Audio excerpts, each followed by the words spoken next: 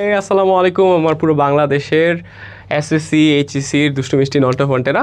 তো ওয়েলকাম তোমাদেরকে একটা নতুন সিরিজে, যেখানে আমি ইংলিশের ট্রিকি বাট ইম্পর্ট্যান্ট কিছু শাটল বিষয় নিয়ে কথা বলবো।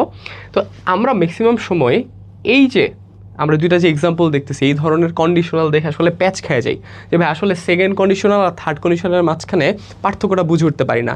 এই জন্য কখন সাবজেক্টের পর উড প্লাস ভার্ব ওয়ান দিব আর কখন সাবজেক্টের পর would have plus verb three দিব, এটা আমাদের একটু প্যাচ লেগে যায়। তো ইনশাল্লাহ এই সিরিজের থ্রুতে ইনশাল্লাহ আমরা এই জিনিসটা কাভার করবো। তো চলো একটু চটপট দেখে ফেলি। খেয়াল রাখবা জাস্ট একটা জিনিস মনে রাখলেই তোমাদের সব কিছু ক্লিয়ার। হ্যাড ঠিক আছে, সমস্যা নেই, এখানেও হ্যাড আছে এখানেও হ্যাড আছে, কিন্তু খেয়াল করবা হ্যাডের পরে আমার কি কোনো ভার্ব থ্রি আছে কি নাই। প্রথম কোয়েশ্চেনটা দেখো তো, had I the wings of a dragon, বা had I the wings of a dragon, এখানে দা হবে অবশ্যই, had I the wings of a dragon, আমার যদি ড্রাগনের ডানা থাকতো। আর এইখানে 2 নাম্বার এক্সাম্পলে বলছে কি had I been A dragon. খেয়াল করো তো কোনটার মধ্যে হচ্ছে ভার্ব থ্রি আছে, অবশ্যই হচ্ছে 2 নাম্বারটার মধ্যে। এই যে বিন হচ্ছে আমার বি যেই মেইন ভার্বটা আছে ওইটার ভার্ব থ্রি। তাহলে তোমরা জাস্ট খেয়াল করবা যে দুইটার মধ্যে ডিফারেন্স হচ্ছে ভার্ব থ্রি কোনটার মধ্যে আছে।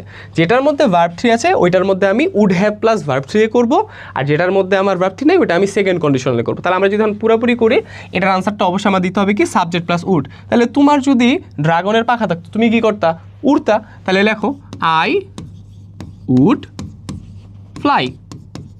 ওকে ডান।